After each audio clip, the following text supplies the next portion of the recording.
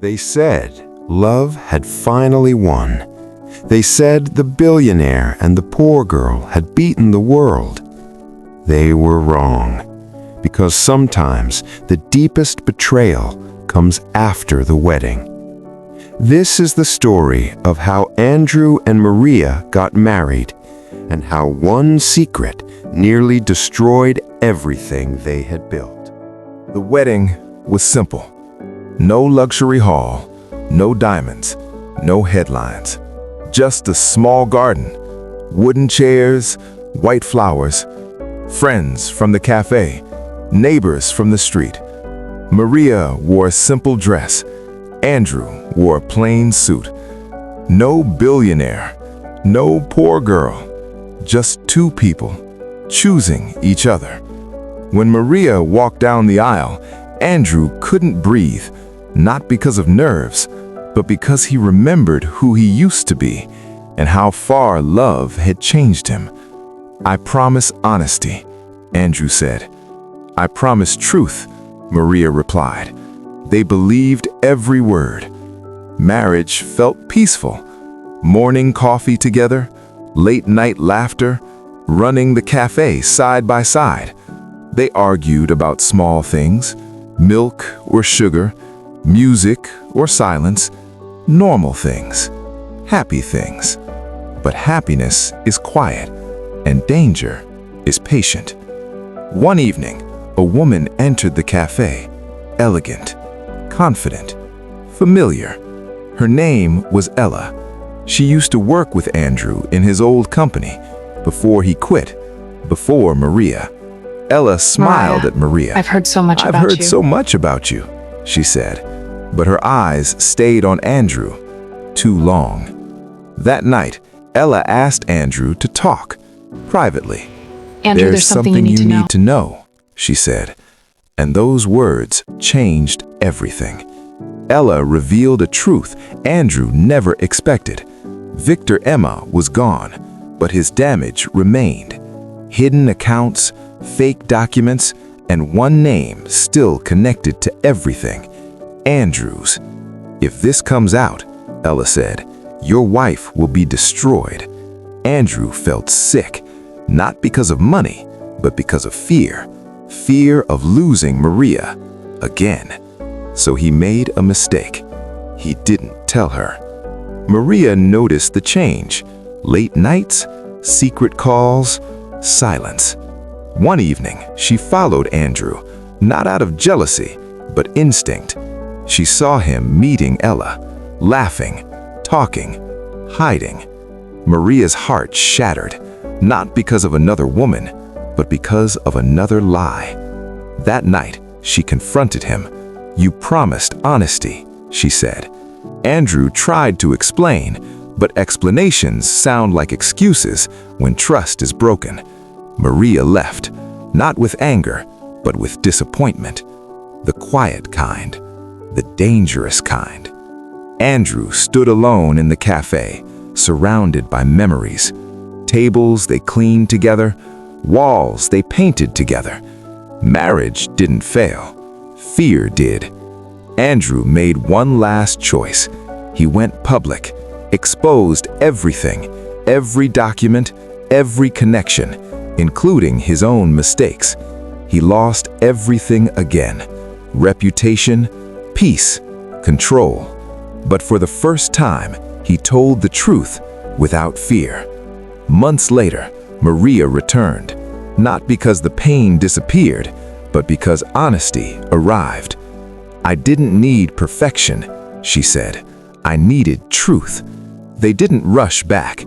They rebuilt, slowly, carefully, because real love isn't about never breaking trust. It's about having the courage to rebuild it when everything falls apart.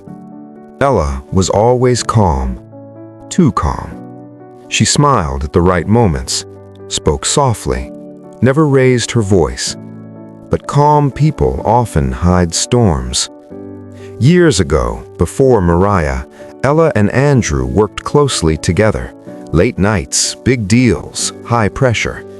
She admired him, not just for his power, but for his vision.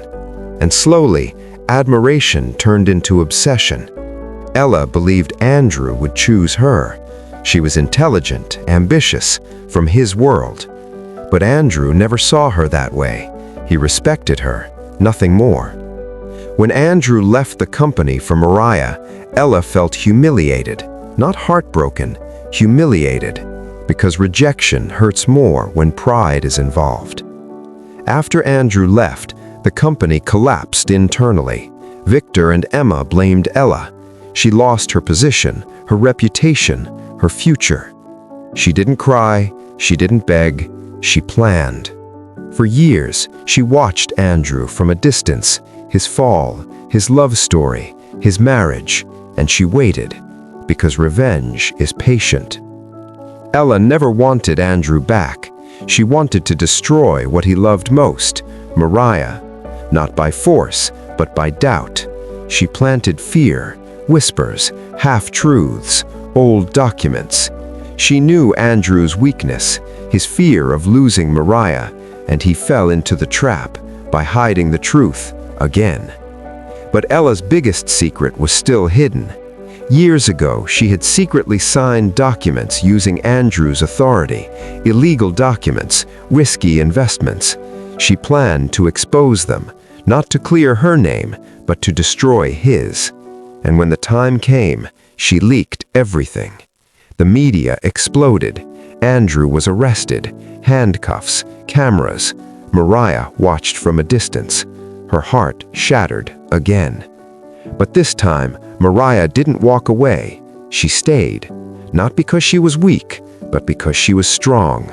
She investigated, read documents, spoke to old employees, and slowly, the truth surfaced. Ella had forged signatures, manipulated timelines, planned everything. Mariah met Ella alone. No shouting, no drama, just truth. You didn't want him. You wanted didn't to want punish him, Mariah said. You wanted to punish him.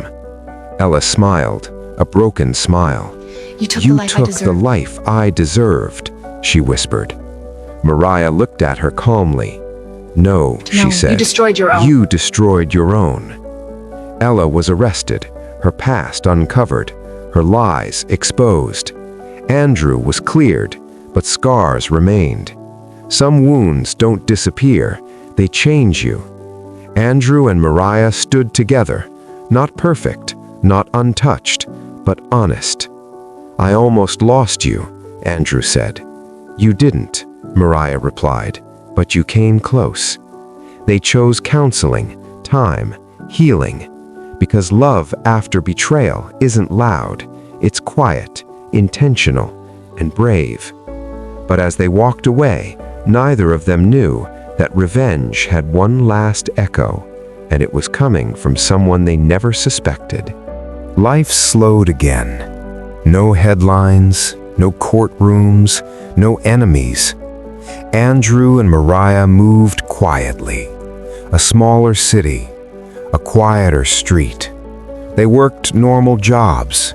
They spoke more, listened more, loved more carefully. Trust didn't return suddenly. It returned in moments. Shared meals, honest conversations, silent understanding. But somewhere, someone was still watching. It started small. A rejected loan application, a job offer withdrawn, a landlord suddenly changing his mind. Too many coincidences. Andrew felt it first, that familiar pressure, the invisible hand of power. Then one evening, a letter arrived. No return address, just one sentence. You escaped the fire, but not the ashes. The name didn't come from the media, it came from memory.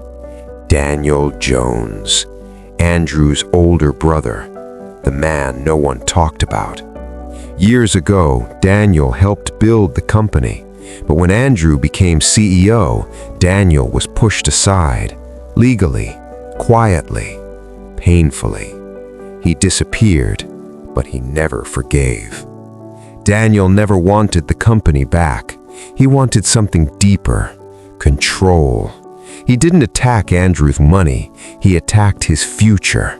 Blocked opportunities, closed doors, destroyed chances. Not loudly, systematically. You took my life, Daniel said during their first meeting in years. So I will erase So I yours. will erase yours. Andrew had one option: return to power, fight back, become who he once was, or walk away forever and protect Mariah. That night, Mariah held his hand. If fighting turns you into someone else, she said softly, then it's not worth winning. Andrew made his decision. Andrew disappeared. No press release, no announcement. He gave Daniel what he wanted, nothing to fight. They moved again, another city, another beginning. Years passed, quietly. One afternoon, Mariah stood outside a school. Children laughing, running. Andrew stepped beside her, holding papers. They had built something new. A community center. Education. Second chances.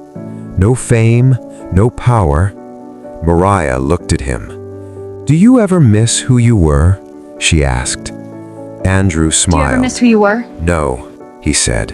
"I finally became who I was supposed to be." Not all victories are Not all loud. victories are loud. Some are lived.